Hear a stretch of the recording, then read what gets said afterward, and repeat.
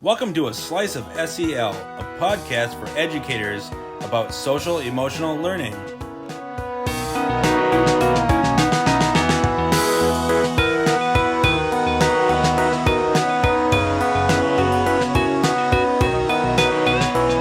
Welcome to A Slice of SEL. We're the SEL services team at the St. Croix River Education District. I'm Nick.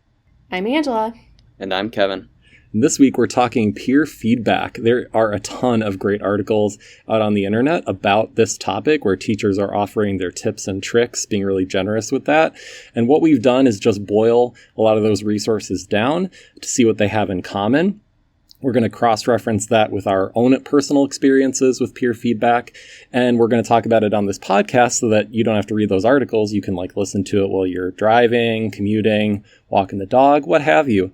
I imagine that many of the teachers who hear this episode already have some practices that they use for peer feedback that they've had success with. If that's the case, these are just some handy tips, and we encourage you to just take what pieces you need and then leave the rest. Absolutely. And that's one of the reasons I'm excited for this topic.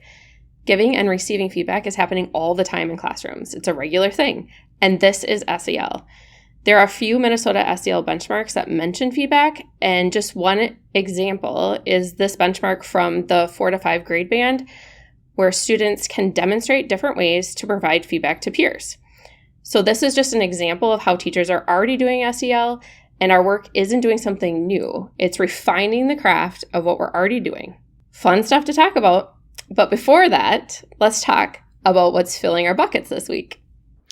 I will start. So the long Thanksgiving weekend we recently had is filling my bucket. It was a nice break to spend with my family and get some things done around the house and the yard before the winter comes. A funny story I have to share is over the weekend I had a moment where I felt like Clark Griswold from Christmas Vacation. I spent days putting up Christmas lights, and when it came to the big moment to plug them in, they wouldn't turn on. So it turned out I was blowing a fuse due to having too many lights stringed together. But I figured it out, and the house looks wonderful. Oh my gosh. I still have to watch that movie this year. Sorry about that, Kevin. At least I assume your entire family wasn't there watching you. Well, similar to Kevin, I'm grateful for the long weekend as well. I was able to spend some good quality time, much needed quality time with my family and start to embrace the season. I really enjoyed decorating, and my kids loved the pretty lights. We also were able to watch Frozen and Frozen 2. That was a first for me. Oh, I still have to get around to the second one. Maybe I'll accomplish that this year. What's filling my bucket is the 8-hour-long Beatles documentary about the Let It Be album recording. Came out over Thanksgiving. It was staggered across 3 days. And Christina and I watched it religiously every night. We're just huge Beatles fans, so we were just glued to the TV, enjoying that. And it's just so cool to watch the creative process of the Beatles play out. I mean, you actually get to see Paul McCartney sitting there strumming his bass, humming, and just all of a sudden it kind of forms into the song Get Back. So they actually captured him coming up with that on film. It's just amazing. Cool. Highly recommend it if you're a Beatles fan. So we're going to shift to our main topic, though. And what I just said actually kind of bleeds into our main topic, guys, because one of the biggest things that stuck out to us while we were watching that Beatles documentary was their feedback. And I'm not talking about guitar amp feedback, little pun there. No, so the Beatles had been working together when they filmed this for about 15 years, since they were teenagers. And they had this deep, abiding trust with each other when it came to the work that they were doing. So when they were playing each other these half-written songs and arranging them and finishing the lyrics and stuff like that, George and John would just make these comments like, "I think that's trash," or "It's far too cheesy, Paul." Really, really blunt stuff. They didn't sugarcoat it at all. And so the next day, guys, I was making some extension activities for our Be Good People curriculum, and I'm watching this video aimed at young professionals and teaching them the soft skills that they need during their first few years in their careers. And one of the topics they spent a lot of time talking about was feedback. And that really shouldn't surprise anyone, right? No, I mean, we don't suddenly become absolutely perfect at giving and receiving feedback once we leave school and get our first job. I think this is a great example of two things, Nick. Number one, it's how SEL isn't just for kids, but it's also for adults. I'm definitely aware of that because I've spent most of my career as an instructional coach and I give feedback a lot. And even when you actually become aware of what you're doing with your feedback, it's still really challenging. You have to read the context every time depending on who someone is, their trust with you, their feedback preferences, how important what you're giving feedback on is to them personally, and how close they are to it. All of that matters. So this seemingly simple thing is actually really complicated to do well. And that leads me to number 2. This is absolutely worth focusing on with kids because giving and receiving feedback is something that happens in school and it is something that they'll need to do at work. But that doesn't mean that schools automatically become intentional about actually helping kids learn to be better at giving and receiving feedback. That's the intentionality with SEL that we talk about. A lot of it is just going to happen automatically, but it's worthwhile to become more intentional about it. Yeah, absolutely, Kevin. Nick and I were just sitting here nodding the whole time. Yeah, I of course, I remember doing peer-reviewed stuff in high school and probably further back myself. But, have you guys heard of the sandwich method, or I've heard it called, the Oreo method? See you nodding, yeah, where you say something positive, then you give your criticism, then you follow up and end with something positive, so it's that sandwich. So I was first exposed to that in grad school. So one of my professors in grad school explained to our cohort, and we the Oreo method, and we all went, oh wow, we thought it was so cool. And I've heard this concept a ton of times since then. It's super popular. But the point I'm making here is that I made it all the way through high school without becoming intentional, even in that basic way, about the contents of my feedback. It's kind of like football, it's this seemingly very simple game, 11 guys on 11 guys. Half of them are trying to move the ball down the field. The other half are trying to stop them, right? It's so simple. But to really get good at it, you have to be intentional and aware of your techniques and your scheme and able to adjust based on the context, right? Like Bill Belichick, coach of the Patriots, greatest coach of all time, I think. One of the biggest things that people point out is that he constantly adjusts his game plan and he's so flexible based on the opponent and the context. I think it's really similar to feedback. We don't want students to just, like I did, kind of naturalistically stumble onto whatever style of feedback comes naturally to them and then just stick with that for their whole life, regardless of the context. They're just not going to be as successful. And they'll have a better time in the workplace, regardless of what career path they go into, if that K through 12 education actually opens their eyes to the types of feedback that they can give and helps them become more intentional about what they're doing. Love that comparison, Nick. So guys, we're going to get to the feedback tips in a minute here, but just one more preface before that. I want to mention a few reasons that this is worthwhile to focus on from a teacher perspective. And these come from the articles Nick was using to research this episode. But I can tell you they were written by teachers because I certainly related to all of these as a former teacher. One is that it takes just pressure off the teacher. I mean, if I can choose between me reading and giving feedback on 30 pieces of work over and over and over again throughout the school year, or I can invest in some time in that feedback ritual that might work, I'm going to pick the second one. It takes things off my plate, which opens up time to do those other really important things. Another is that students are more likely to implement feedback from each other versus from me. It's a double-edged sword because they're more reluctant to open themselves up to peer feedback, and we'll get into how to work with that, but once they do open themselves up to it, that peer feedback is really impactful. So it boosts engagement for all the students. And then lastly, it builds relationships and that sense of community. Now this only happens when we set up the feedback ritual, so it's a positive experience. But when it is, it's going to build trust. That's how we build trust, is by over and over again helping each other out and proving to each other that we can work together. Love those, Kevin. And because we're so clear on the why, I'm going to move us on to the how.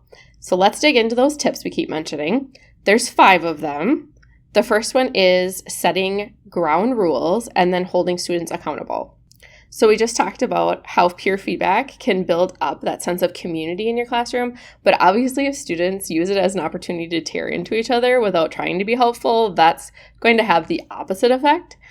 We can't tolerate this if it happens, but we also don't want it to happen in the first place. We need to be preventative. An ounce of prevention beats a pound of cure. Some of the prevention is going to be, hey, we should have some classroom rules established. Almost all of the schools in our member districts have shared expectations across buildings. For example, if I'm working in North Branch Area High School, there's a big visual in my room that goes over what it looks like to be safe, respectful, and responsible. Before we even begin a peer feedback ritual, I should pause and have a quick discussion with the class. Something like, hey, respectful in here means that we're kind. When we're offering each other feedback, it needs to be honest. We can't just say nice things. We actually want to be helpful. So what ideas do you have for how we're going to balance being kind with also being honest? That's just one example, but the point is that we need to make ground rules clear to students and make sure that everyone is thinking of them before we start. But we can't stop there. We have to have a game plan for what happens if one of those ground rules isn't being followed. And that's the tricky part, right? I do like, in one of the articles that we pulled this stuff from, one of the teachers shared that, if a student, she observed them being snide or mean with their feedback while she was kind of circulating around the room, she'd kind of walk over and, discreetly kneel down and say something like, Ben, I'm not convinced that that's the level of kindness that you would expect in your critique. And not saying it in our sarcastic way, obviously, being really genuine with it, just being warm, but also, holding them accountable. And she focused on preventing problems. Obviously, that's her first line. Ounce of prevention beats a pound of cure, like you said, Angela. But she said, if problems do happen, you have to address it or students aren't going to feel safe during the process. And then the next time, second round of peer feedback a week later, they're just going to, clam up and not want to actually be open with each other, right? Mm-hmm. So great advice, Angela. I love that first tip. At least in my experience, you just can't overemphasize the importance of establishing those clear rules and then having a game plan for how you're going to kind of consistently respond to keep everyone accountable. So we're going to jump to tip number 2, assigning feedback partners. So to prevent students from worrying about, evaluating their friends, one of the high school teachers in the articles we looked at, she recommended assigning partners instead of just letting students choose who they're going to critique randomly each time. So she said it makes, it more predictable for the students, so they'd be more likely to be honest with each other as they build trust with that feedback partner because it's consistent every time. And one of the other tips I saw on this offered the total opposite approach, guys. So it was interesting, offering feedback anonymously. So instead of having a feedback partner that the students meet with every single time in that class, offering feedback anonymously. So for example, she did things like having a gallery walk of anonymous work, so no names on the work, and then having students put an anonymous sticky note on that anonymous work, or they'd share papers and remove names and kind of shift the papers around the room and let people look it over. And they'd use a number on the papers instead of students' names, so making it anonymous. And that helps students be more honest because, again, they're not so worried about critiquing their friends or offending their friends, people that they like. So they're more likely to, be genuine and not just try and be nice for niceness sake. But I'm sure people are thinking this in their heads. That being said, obviously, you're opening the door to negative comments as well. Overly negative, like you said, Angela, people tearing into each other. And if you've ever looked at the comments on a YouTube video, you know how nasty anonymous people can be, unfortunately. Yeah, right. So I do really like her tactical, real world suggestion. She obviously did what you were suggesting, Angela. She reviewed the ground rules before going into the activity, but she also built in a way to track down the student who made any nasty comments. Like she'd group students up and have them use different pen colors or different sticky note colors, depending on which small group that they were in. So it was really easy for her to narrow down, to a small group who made any mean comments, and it would be pretty clear from there. And then she would just talk to that small group versus the whole class. So from there, it's a lot easier to figure out who did it and then address the problem. So I do like that she's, obviously has experienced this and thought through kind of tactically how you would avoid pitfalls like that. So important. Yeah. Thanks, Nick. So the third tip that we're going to talk about is offer choices in sentence starters. So Nick, you mentioned earlier the Oreo method or the sandwich method, where people were offering something they liked, something to improve, and then end again with something they liked. That's a common go-to, but there are other options. A really popular formula is I like, I think, I wonder. I like is, what do you like about the person's work? I think means, is there something you think could be clarified or improved? And I wonder means, Do you have any ideas to contribute to their work? And another alternative is praise, question, polish. Basically the same thing is accomplished, and the language is just different. Praise is getting at what the student likes about the work they're looking at. Question is asking them to look for things they didn't understand. And polish is asking for their ideas about how to improve the work. So if you went with a formula like this, you could put it on the board and then have students reference it to frame their oral feedback to each other. Or you could offer them worksheets and have them write out feedback underneath those 3 headings. Another idea I really liked in these articles was a peer feedback choice board. Especially for middle or high school students who can handle more complexity, I love the idea of offering them options for what kind of feedback to offer. Build that choice in, which really benefits that engagement that they're participating in. There's a great example in the Edutopia article we looked at, and we'll link that in the show notes so you can check it out if you're interested. There are 6 options on this choice board: greatest strength, tiny tweaks, celebrate surprises, hungry for more mind blown, and clarifying confusion. So students are prompted to choose 2 and then frame their feedback around those 2 categories. And there's more description of each category on the choice board. Yeah, I really encourage you to pull up that Edutopia article and check it out, because I think it's a really wonderful example of a tool that a teacher made. And why recreate the wheel, right, guys? Yeah, love the idea of a choice board. And, some of our listeners might be thinking, hey, that sounds cool, but that's a lot to get students to wrap their heads around. So that's why we're talking about a feedback ritual here. Like, we need to invest in this ritual at the beginning of the year or at the term change, and then it pays off when we get better and better at it each time we use it. But I think that brings us to tip number 4, which is model what quality feedback looks like. So say it's early in the term and we have that choice board up on the smartboard. We've never done this peer feedback ritual before. I love this teacher's idea of modeling the ritual using work that isn't owned by anyone in the room. She would pass out a sample lab report, but you of course could pass out a sample essay, etc., whatever the class would be completing routinely. She'd then walk her students through the lab report, and in this case, she'd choose a few categories from the choice board and model using those successfully. She'd talk through her thinking out loud, mentioning things like, hey, I think this part doesn't make sense at all. I want to be honest about that, but that's pretty tough feedback. So I want to make sure that I also point out what they did well. And I'm laughing, Angela, because one of the things that our district has done is an annual peer review of special education paperwork. And to help support that, our director of special education, Nicole Woodward, always takes a sample IEP that's anonymous and walks new SCRED employees through it, doing something very similar to what you just described. So she's coaching people, to be specific, to try to make feedback actionable, not to lose sight of positives because, we naturally tend to focus only on the negatives, et cetera, et cetera. So really comes back to that theme you mentioned, Kevin, of lifelong learning, and students are going to need this skill at work. Just an example of that's very, very true. Anyway, let's go to our final tip, number 5. Aim for reflection, not correction, and also start with low-stakes work. Just love these tips. So we want to be tactical about what work we target for peer review. So an English teacher in one of these articles pointed out that very few of their freshman students know English mechanics well enough to be great copy editors. So instead of having them target syntax, spelling, grammar, etc., he points their peer feedback focus onto writing ideas, clarity, arrangement, the flow, etc. Things that are a little bit more subjective and reflective rather than technical. And that's from a creative writing perspective. So just using that lab report example that you mentioned, Angela, I think you could use feedback for something more technical like that, but it helps if you scaffold something for the students. Mm-hmm. So for example, if you have a lab report grading rubric, that would be a really great tool to offer the peer reviewers. They're going to be more confident offering their feedback and also more consistent across students if they have kind of a scaffolded little tool to reference.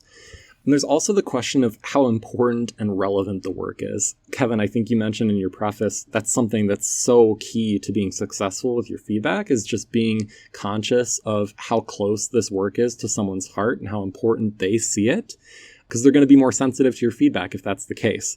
So one teacher recommended that, in the long term, thinking, long term, you choose work typically that really matters to students because they're going to be more invested in the process if it's used for more complicated projects, things that they put more time and attention into rather than like a simple worksheet, right? If we use peer feedback for those really simple things that aren't really taking up a lot of their time, it's not going to be as meaningful of an exercise. And it also is less likely that they're going to be having opportunities to actually act on the feedback. And that's really important, right? You know, if we gave peer feedback on every single little simple worksheet and then we never did anything with it, it wouldn't feel like it mattered very much. But if we're doing a long-term complicated project, we have an opportunity, like a writing project, to take the feedback and, you know, revise our work with it, then it's seen as it matters.